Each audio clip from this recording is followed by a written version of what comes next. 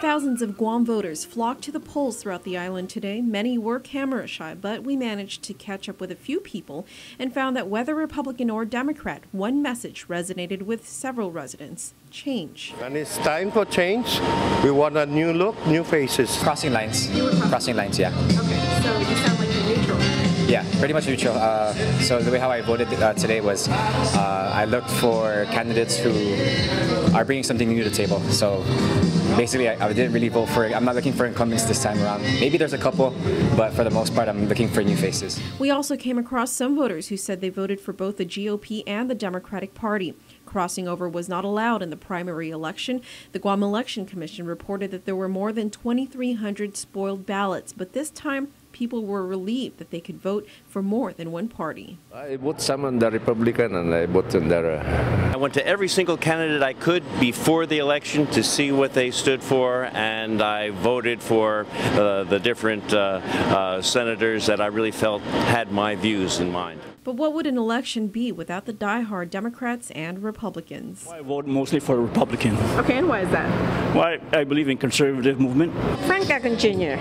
Okay, did you just vote for him or did you vote for other? Of course, I vote straight Democrat. They're progressive.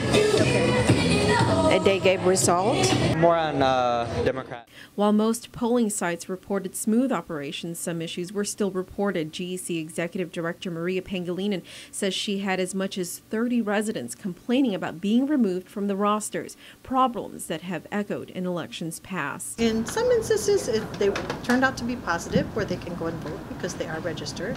In other instances, you know, it's like they didn't vote in the last two general elections, and so we could, you know, they weren't registered.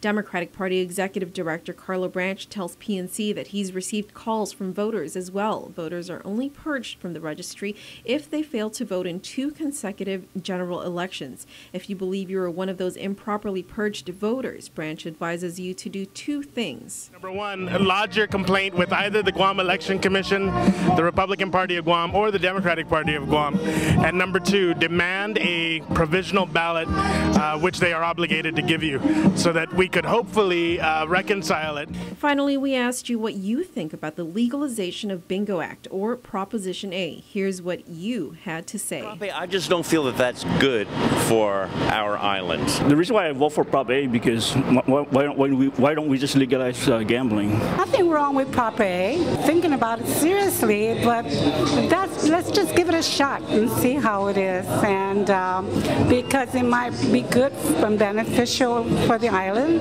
I just want to see Guam in a better place and less crime. I vote no. You voted no, and why is that? I don't want gambling here in the island. Why because we already tried before. Plenty broken family before. I voted yes on Prop A. We have so many different types of I don't know if it's gambling on Guam already, and there's families being destroyed with other reasons, and just for the reason of bingo itself, I don't think so. Janella Carrera, PNC News.